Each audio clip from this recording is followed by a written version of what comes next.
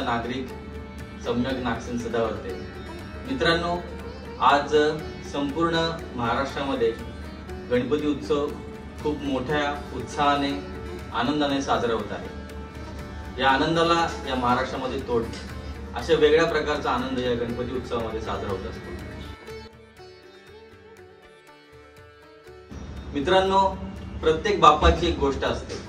आज आपण सर्वजण लालबागच्या राजाला खूप मनापासून जोपासत असतो, त्याची श्रद्धा करत असतो, त्याची आराधना करत असतो, कारण त्या बाप्पाची एक वेगळी गोष्ट आहे।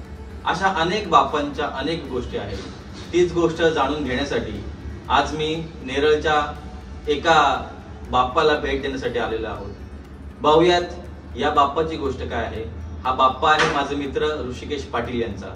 तर सुरू करूयात या गोष्टीला आणि घेऊयात या गोष्टीचा आनंद, त्यांचा प्रवास, त्यांचा उत्साह। अशीच एक गोष्ट जाणून घेण्यासाठी आपण आलो आहोत नेरळमध्ये। नेरळ शिवसेनेमधील आमदार महेंद्र थोरवे यांचे खंदे कार्यकर्ते, नेरळ शहराचे युवा सेना प्रमुख ऋषिकेश पाटील यांच्याकडे। नमस्कार ऋषिकेशजी। नमस्कार। आज आपण त्या ठिकाणी आलो आहोत की सर्व महाराष्ट्रामध्ये गणपती उत्सव फार मोठ्या उत्साहाने आणि आनंदाने साजरा होत असतो। तर अनेक बाप्पांच्या अनेक गोष्टी असतात, बरोबर। असा आपल्या घरचा सुद्धा बाप्पा आहे। तर या बाप्पाची काय गोष्ट आहे हे जाणून घ्यायला आमच्या प्रेक्षकांना आवडेल, म्हणून हा पॉडकास्ट आपण या ठिकाणी करत आहोत। सर्वप्रथम सम्यकजी तुमचे आभार, तुम्ही आमच्या गणरायाला भेट दिली आणि त्यानंतर ह्या गणपतीची कहाणी ऐकण्यासाठी तुम्ही हा पॉडकास्ट अरेंज केला। तर प्रथमतः मी तुमचे धन्यवाद मागतो आणि त्यानंतर तुमचे स्वागत करतो। तुम्ही आलात आमच्या गणपतीला, तर त्यासाठी खूप खूप धन्यवाद। नाही, आम्हाला प्रत्येक बाप्पाची एक वेगवेगळी गोष्ट असते, जसं मी पॉडकास्टच्या सुरुवातीला म्हणालोच। तर जो लालबागचा राजा आहे आपला, जो लालबागचा शिरे आहे, त्याची ख्याती संपूर्ण महाराष्ट्राला, संपूर्ण देशाला तर आहेच। पण अनेक घरांमध्ये जेव्हा बाप्पांचं आगमन होतं, श्रींची मूर्तीची प्रतिष्ठापना होते, तेव्हा एक वेगळी गोष्ट असते त्या प्रत्येक स्थापनेमध्ये, प्रत्येक उत्सवामध्ये। तर हा आपला जो बाप्पा आहे, या उत्सवाची सुरुवात कशी झाली? जसं मी तुमच्याशी मागाशी बोलताना मला कळालं की 2006 सालापासून तुम्ही हा सर्व सण, हा उत्सव साजरा करत आहात। पण हा संपूर्ण प्रवास कसा होता, किंवा एकंदरीत या घराचं वातावरण कसं बदललं, आधी कसं होतं, ही संपूर्ण गोष्ट आम्हाला तुमच्याकडून ऐकायला आवडेल। तर त्याबद्दल जर तुम्ही थोडी माहिती दिली तर आम्हाला नक्कीच आवडेल। खरं तर म्हणायला गेलं सम्यकजी, तर ही मूर्तीची प्रतिष्ठापना करताना खूप वेगळी कहाणी याच्या मागे। आजचा जो तुम्हाला ऋषिकेश पाटील दिसतोय, किंवा हे आजचे तुम्हाला जे वैभव दिसतोय, या वैभवामागची जी कहाणी आहे ती खूप मोठी आहे। मूर्तीची कहाणी अशी आहे की जेव्हा आम्हाला हा पहिला वर्ष आम्ही जेव्हा ठेवतो गणपतीचा, त्याचं मूळ कारण सांगतो। माझ्या परिवाराची फायनान्शियल परिस्थिती खूप खडतर होती। म्हणायला गेलं तर माझं आणि माझा मोठा भाऊ संदेश पाटील याचं दोघांचं पण शिक्षण याच्यावरती कुठेतरी त्या काळी रोग बसला, कारण परिस्थितीच्या अभावी आम्हाला शिक्षणाला नसलेले पैसे, वडिलांची जी सर्व्हिस आहे त्यामध्ये कुठेतरी त्यांचा जो कार्यकाळ चालू असताना त्यांना भरपूर साऱ्या अडचणींचा सामना करावा लागला आणि मग त्यामध्ये त्यांना आजाराचा सामना सुद्धा करावा लागला। मग तेव्हाची आमची फायनान्शियल सिच्युएशन एवढी डाऊन झालेली की आमच्याकडे कुठल्याही प्रकारचा मार्ग उरला नव्हता। तर तेव्हा आमची आई पहिल्यापासून धार्मिक, तर तिच्या मनात अशी इच्छा आली की आपण कुठेतरी एक सर्वीकडे गणपतीची आराध्य पूजन केले जाते, किंवा ऑगस्ट सप्टेंबर मध्ये गणपतीची लोक मूर्तीची प्रतिष्ठापना करतात। तर त्यावेळेस सुद्धा ऑगस्टचा महिना लागलेला आणि त्यावेळेस आईला असं वाटलं की घरावरती खूप सारे मोठे संकट आलेत, आर्थिक झालं, शारीरिक झालं, सर्व प्रकारचं संकट। तर ह्या इडापिडांपासून कुठेतरी एक घरातलं वातावरण बदलावं आणि ह्या अडचणींचा सामना करण्याचं बळ हे देऊ शकतो, तो विघ्नहर्ता आहे, म्हणजे गणपतीला म्हटलं जातं। तर मग आईने असं ठरवलं की घरामध्ये गणपतीचं पूजन करावं। तर तेव्हा आईने अशी इच्छा ठेवली की आपण 10 दिवसाचं पूजन करूया गणपतीचं। काही ठिकाणी 1.5 दिवसाचे गणपती असतात, 5 दिवसाचे असतात, मग त्यानंतर 10 दिवसाचे असतात। तर आईची अशी इच्छा होती। तेव्हाची परिस्थिती सम्यक तुम्हाला सांगतो आम्ही की म्हणजे काही गोष्टी आम्ही अशा फेस केल्या, माझ्या आयुष्यामध्ये मी काही अशा गोष्टी फेस केल्या की माझं जे खेळायचं वय होतं त्यावेळेस काही गोष्टी मला त्या गोष्टी भेटल्या नाही। पैशांचा एवढा आधार नव्हता, घरात आम्ही 4 माणसं, पण मनाची निश्चय केला आईनी की आपण घरात मूर्ती बसवूया। तर पैशांची जमाजमाव सगळ्या गोष्टी. तर हा जो पहिला गणपती आम्ही कर्ज काढून बसवलेला आहे. आणि मग त्यावेळेस आम्हाला आहे ना, जेव्हा मी गणपती आणला, बघा गणपती सर्वांना असं वाटतो ना, मी काय असं याच्यामध्ये माझी भावना वेगळी नाहीये, पण गणपती म्हटलं तर खर्च आला. बाकीच्या घरात बसणारा गणपती आणि तेव्हा आमच्या घरात बसणारा गणपती यामध्ये खूप सारा फरक होता. पैसे घरामध्ये जवळजवळ आमच्याकडे तेव्हा असतील 700 ते 800 रुपये. ही मूर्ती पण आम्ही क्रेडिटवर घेते तेव्हा. त्याच्यामध्ये आम्हाला गौरी पण बसवायची होती. तर मग तेव्हा करायचं कसं, तर आई बोलली पहिला दिवस चालू झाला, देवाचं पूजन करायचं, आपण देवच काहीतरी मार्ग काढेल. पहिला दिवस गेला, दुसरा दिवस गेला, पण तिसऱ्या चौथ्या दिवशी असा दिवस आला की लिटरली गणपतीला आम्हाला अगरबत्तीने हार आणायचे होते, तेव्हा पण पैसे नव्हते.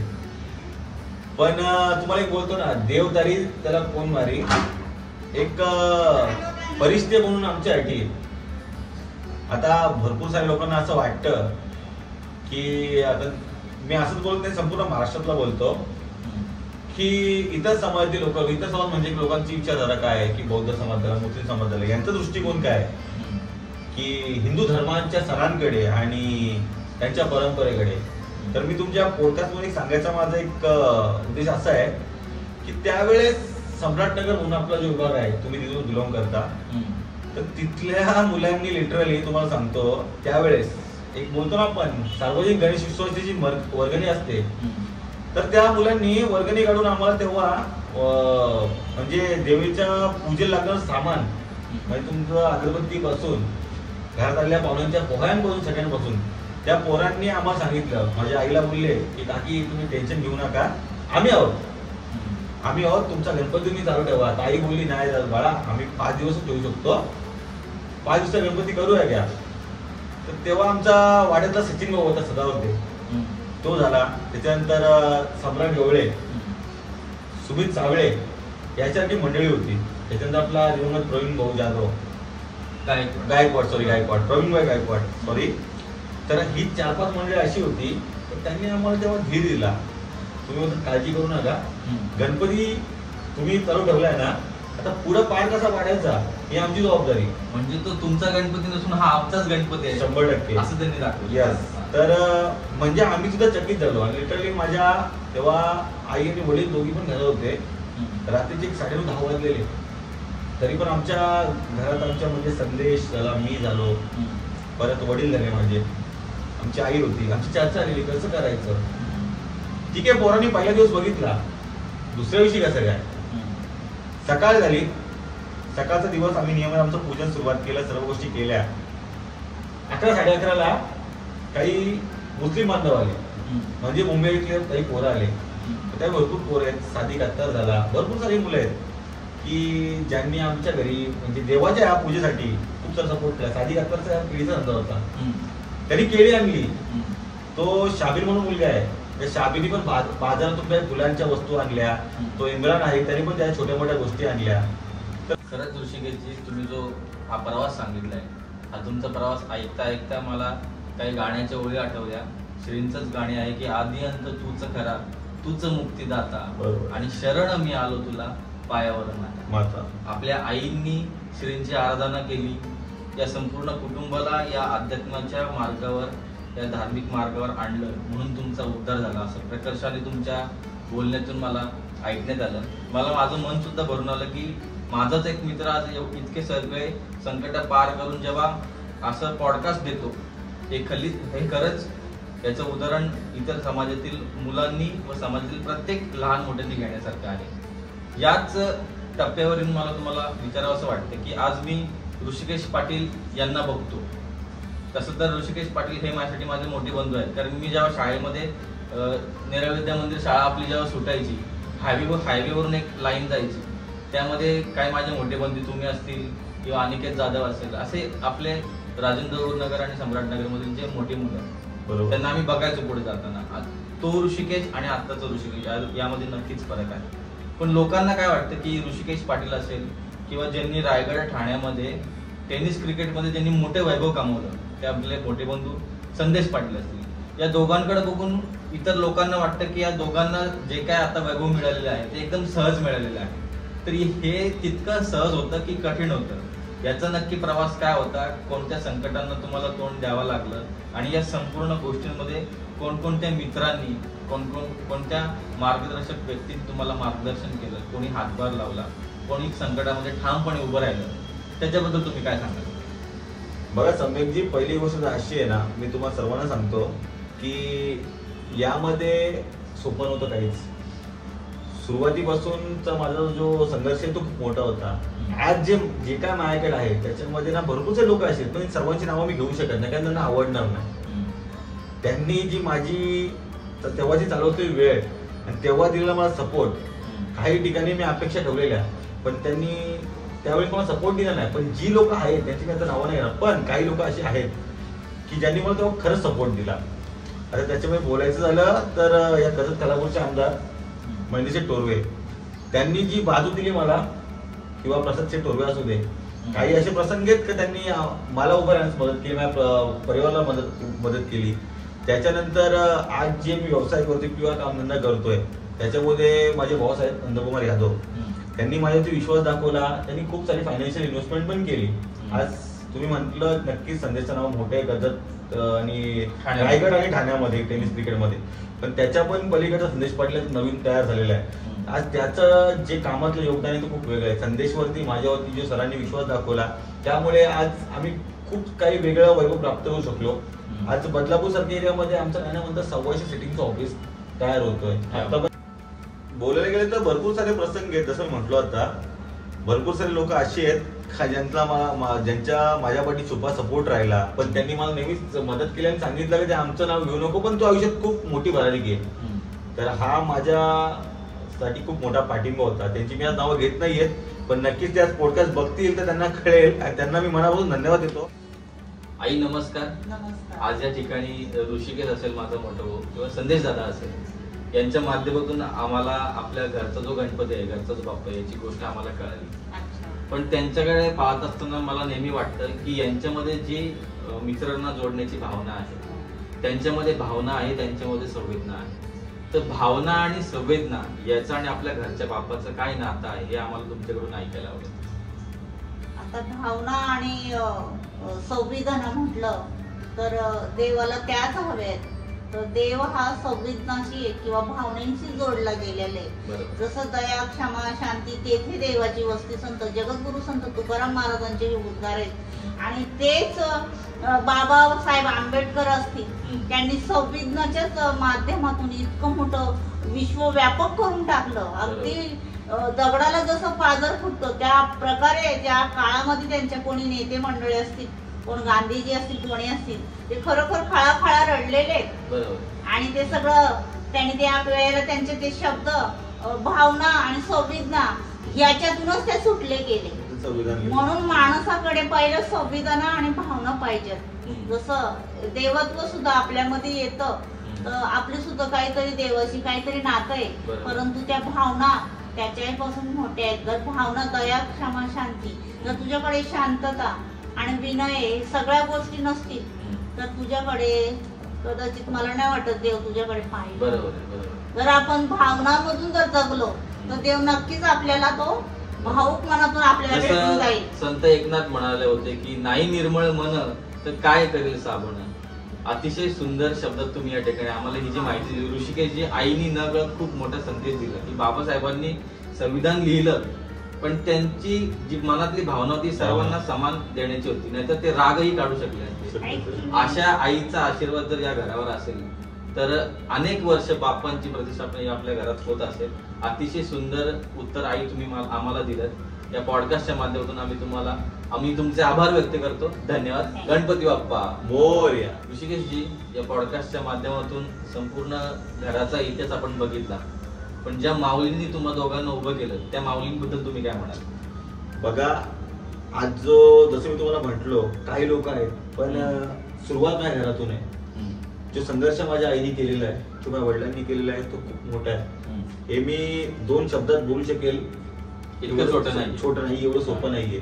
पण हिची साथ किंवा खरं मोटिवेशन, खरं हिचं आहे. तिने मला प्रत्येक परिस्थितीत हे सांगितलं की बाळा, आता अंधार आहे तर उद्या उजेड नक्कीच आहे, तू हार मानू नकोस. बघा, लक्षात घ्या, मी जसं मगाशी म्हटलो 10वी नापास होऊन सुद्धा आज माझ्याकडे 125 लोकांचा स्टाफ आहे. त्याचं कारण माझी आई आहे. कारण तिने जर तुम्हाला सांगितलं असतं तो शिक्षण नाही झालं, तू एक काम कर, तू भिगारी काम करायला जा, कुठे काय मला पैसे आणून दे. बघा माताचं स्वरूप एक बोलतो ना गुरुचं स्वरूप असतं, त्या प्रकारे माझी आई हे मला लढायलाच शिकवलं आणि त्यातून मी त्या गोष्टी मी पकडल्या आणि मी मोठा झालो. तिच्या सांगितलेल्या मार्गावर मी चाललो आणि आज जे पण ऋषिकेश पटेल याच्या पुढे असेल नक्कीच त्याच्यामध्ये माझ्या आईचा सहभाग आहे आणि तिचा मी आयुष्यभर ऋणी आहे, जे उपकार मी कधीच करू शकत नाही. तर तिला माझे मेन धन्यवाद देतो मी. नक्कीच ऋषिकेश, जे आपण जी संपूर्ण आपल्या बाप्पाची गोष्ट सांगितली, संपूर्ण प्रवास सांगितला, हा नक्कीच उल्लेखनीय आहे.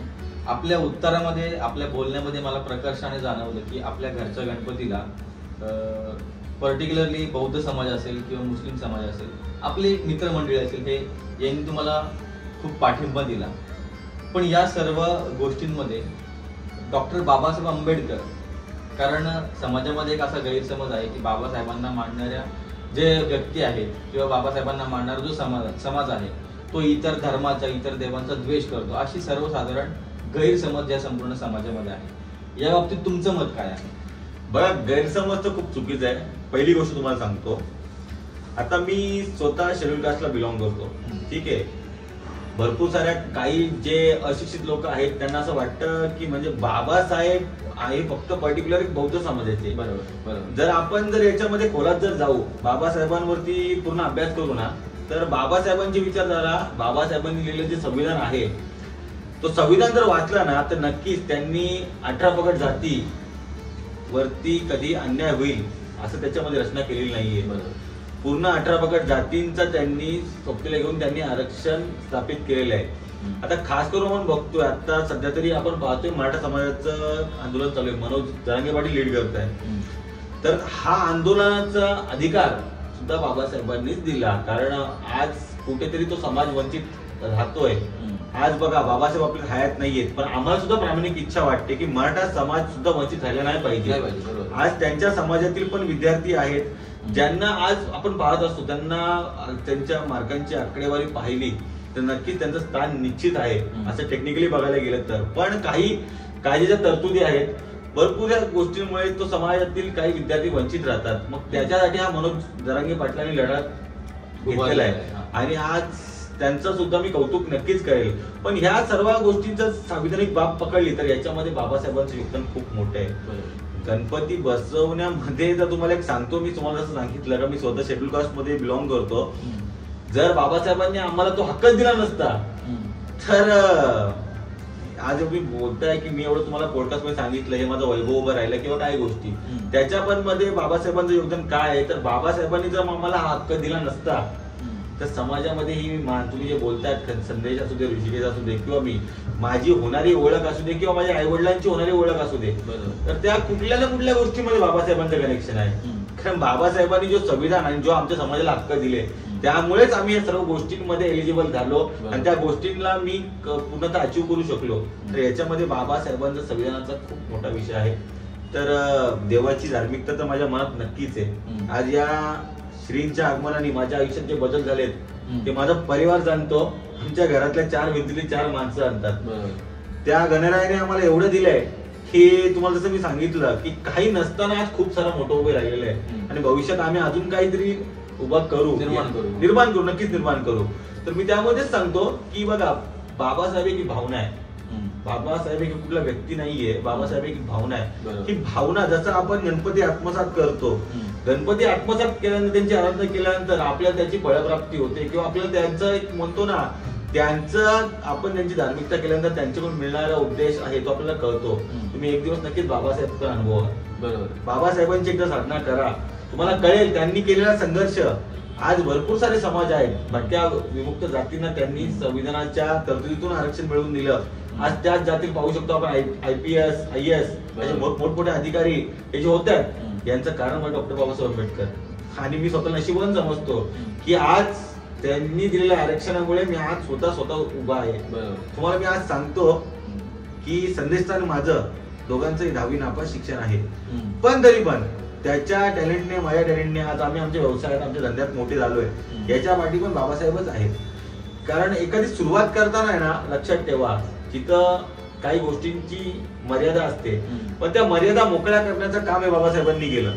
तर त्यामुळे मी म्हणेल की बाबासाहेबांचं योगदान आहे. अगदी बरोबर, अगदी बरोबर. ऋषिकेशजी, तुम्ही या उत्तरातून समाजातील त्या माणसांना एक चपराक लावली आहे की ज्यांनी हा गैरसमज संपूर्ण समाजामध्ये पसरवला होता की बाबासाहेबांचे विचार हे एखाद्या गोष्टीचा द्वेष करतात. तर असं नाहीये, हे तुम्ही या पॉडकास्टच्या माध्यमातून या समाजासमोर ठेवलं, यासाठी आम्ही तुमचे आभारी आहोत.